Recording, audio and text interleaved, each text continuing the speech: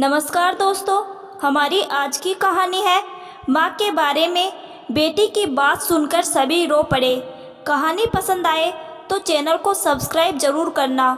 रुक्मणी के 3 बच्चे थे, सोनू, अंजू और रेखा। रुक्मणी का पति अभिषेक प्राइवेट स्कूल में अध्यापक था। घर के आर्थिक हालात कुछ ठीक नहीं थे क्योंकि घर में कमाने वाला सिर्फ अभिषेक ही था। रुक्मणी बोली, सुनिए जी, सोनू 3 महीने से फटे जूतों में ही काम चला रहा है। अंजू की ड्रेस भी छोटी हो गई है। बार बार उसे मैडम टोकती है तो बुरा लगता है ना। कितनी बार कहा है मैंने अपने स्कूल में मेरे लिए भी बात कर लो। स्कूल की साफ सफाई का काम तो कर ही लूँगी मैं। अभिषेक बोला, सुबह सुबह दिमाग मत खराब करो, जल्दी टिफिन दो मेरा। काम करोगी, मेरी बेइज्जती थोड़ी करवानी है, ये बताकर कि मेरी पत्नी अनपढ़ है इसीलिए स्कूल में साफ सफाई का काम करेगी और फिर घर का काम कौन देखेगा। जब तक मैं हूँ कोई काम करने की ज़रूरत नहीं। माँ पापा के रोज के झगड़े की आवाज़ सुनकर रेखा की नींद खुली। कुछ ही दिनों में उसके स्कूल में फेयरवेल पार्टी थी, पर घर के आर्थिक हालातों के कारण उसने ना जाने का सोचा हुआ था। रेखा, 8 बज गए बेटा, क्या हुआ? तबीयत ठीक नहीं है क्या तुम्हारी? रेखा को उठाते हुए रुक्मणी बोली। माँ, उठाया क्यों नहीं आपने मुझे? पापा गए क्या? रेखा ने घबराते हुए पूछा। हाँ, चले गए, और सोनू और अंजू भी स्कूल चले गए। माँ, आपकी आंखें इतनी लाल क्यों हैं? तबीयत तो ठीक है ना आपकी? सुस्त दिखाई दे रही हो।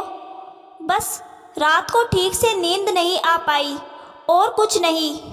चलो जल्दी से उठकर नहा धो लो, साथ में नाश्ता करते हैं। उसके बाद मेरे कमरे में चलो, कुछ दिखाना है तुम्हें। जी अभी आई।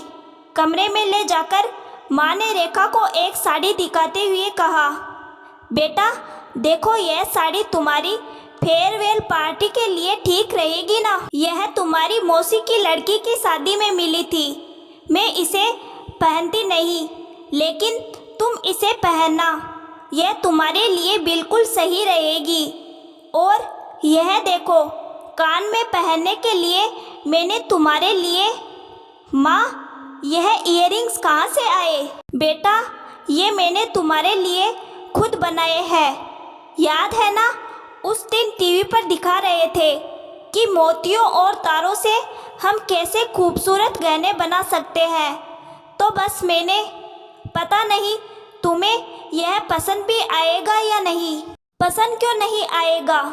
यह सच में बहुत खूबसूरत है माँ। एक बात बताओ, इसलिए तुम रात को ठीक से नहीं सो पाई ना?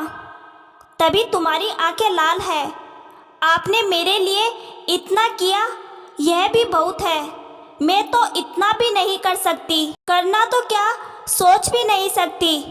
अब तुम सो जाओ, घर का सारा काम मैं संभाल लूँगी, रेखा ने माँ से कहा।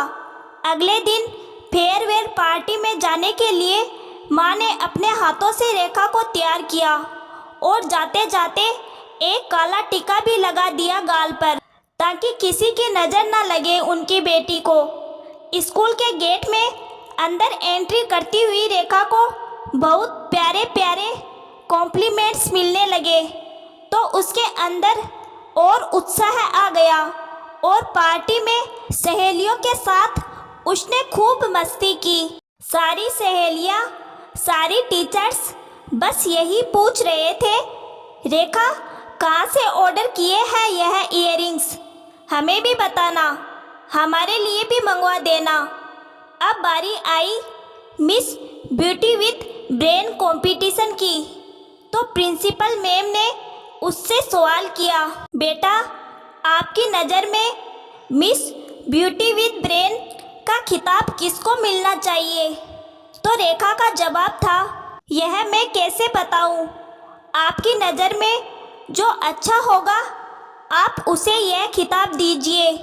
लेकिन मेरी नज़र में तो मेरी माँ ही मिस ब्यूटी विथ ब्रेन है, क्योंकि जिस इयररिंग्स को आप सब लोग रेडीमेड या फिर ऑर्डर करके मंगाया हुआ समझ रहे हैं, वह मेरी माँ ने अपने हाथों से बनाए हैं, रात भर बैठकर, सिर्फ इसलिए कि आज मैं इस फेयरवेल पार्टी में आ सकूं।